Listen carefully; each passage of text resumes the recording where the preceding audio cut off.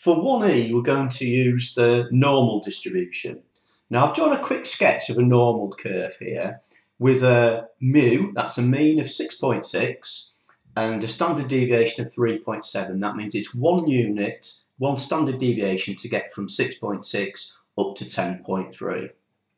Now, what we're going to work out is we're going to work out this p-value, the probability that it's going to be less than 10.3, and if we take that value then away from 1 minus p is going to give us the probability we need. Now, one problem we've got before we use the Q1e calculator is that 3 times sigma, the standard deviation, comes to 11.1 units. So, if you take 11.1 units away from 6.6, that's going to take us down here to minus 4.5.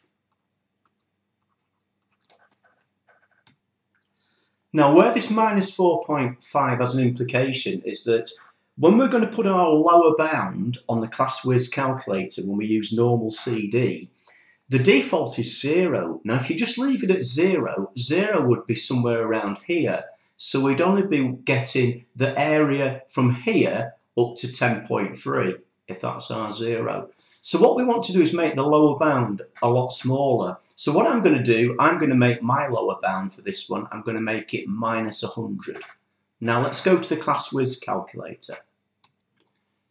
Now this time it's the menu 7 that we need, so we're going to 7. We want normal CD, so I'm going to press number 2. Now remember, if I put 0 as the lower bound, I'm going to get the wrong answer. I'm going to put minus 100 as the lower bound, press equals. The upper, I need to go up to 10.3, press equals. The sigma for standard deviation is going to be 3.7, press equals, and mu is 6.6, press equals. And then when I press equals again, I'm going to get the p-value that I need. Now, probability is 0.8413. Now, if you remember, I've put the p-value there, 0.8413, but we wanted to get 1 minus our p-value to get this probability on the right of 10.3, because we want to be more than 10.3.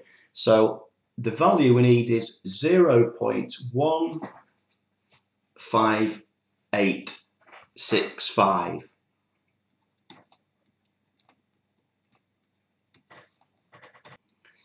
Now this 0.15865 is the probability for 1 day, but there are 31 days in July, so we have to times that by 31.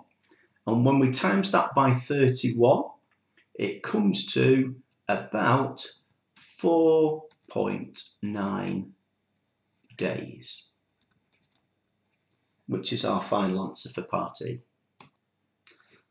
And just to finish off the question 1F, it asks us to use parts D and E to comment on the suitability of Helen's model. Well, the two numbers in the two questions, 4.9 and 7 days, are quite a bit different, so the model may not be suitable.